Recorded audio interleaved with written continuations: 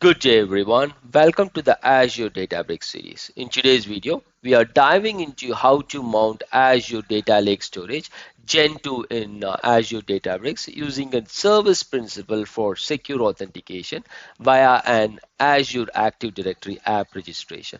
We'll walk you through the step-by-step process like how to create an Azure Data Lake Storage Gen 2 app registration, and then how to get the required secrets, and we will take it from there.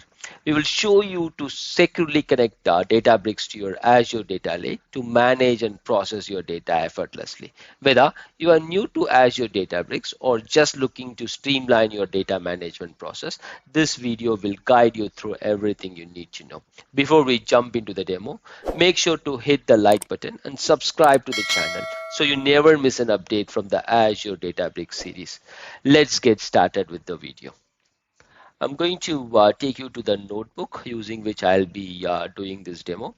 So before proceeding with the script, you need to create an application registration, also an Azure Data Lake Storage Gen 2 storage account, and then you need to get the application ID from the app registration key and everything else. So what we will do first is let's create an Azure Data Lake Storage Gen 2 account. Yeah, let's click on create. Let's select the JB Databricks resource group. I'm going to name my storage account as JB ADB ADLS2. That's the name. And the primary service would be Azure Blob Storage or Azure Data Lake Storage Gen 2. Standard is fine for me, and LRS should do for me.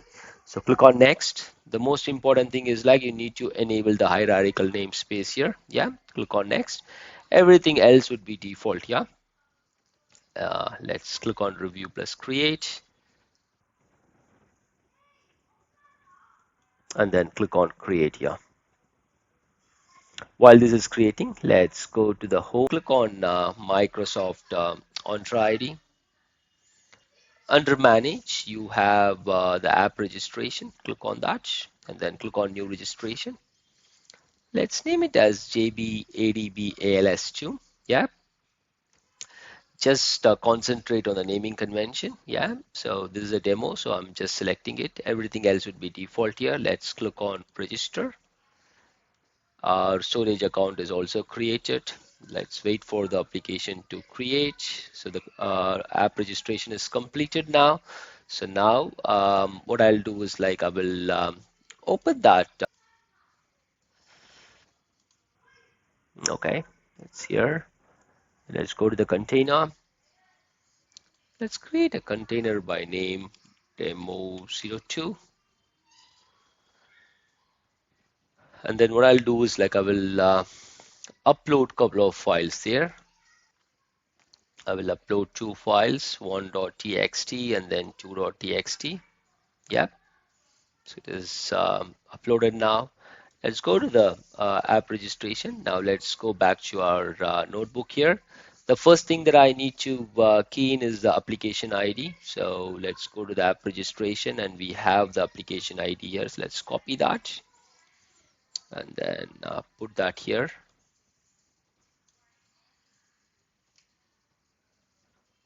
Let me clear all the outputs here. Yep, so I've keyed in the application ID. Next, we need to give the key. Let's go here. Let's click on add a certificate or secret. And then click on new client secret. Let's name it as JBADB ADLS2 here. Expiry, I will leave it as 6 months here. Yeah, click on add. It's created. Let's copy the value here. Just place this in, place it in a safer location. If you need to reuse it, you can use that. I will replace the key here with that value. Next, I need to get the directory ID. So let's go to the app registration again. And then you have the directory ID here. Copy that and then replace that with this one. Yep, so the directory ID is also replaced. Now, what you need to do is like, in order to get the contents of that ADLS Gen 2 account, or like what we need to do is like, we need to provide the app registration access to it. So let's go to the access control. I am here. Click on add. Then let's copy that. And then here, click on, you need to select for blob contributor. So storage blob data contributor is fine for me. Let's click on select member and then search for that service principal here and select that. Next, and then add it. Okay, while this is getting added, what we'll do is like, let's change the source here. So we need the storage account name. Yeah, the role is added. Now let's copy the storage account name. Okay, the storage account name is this.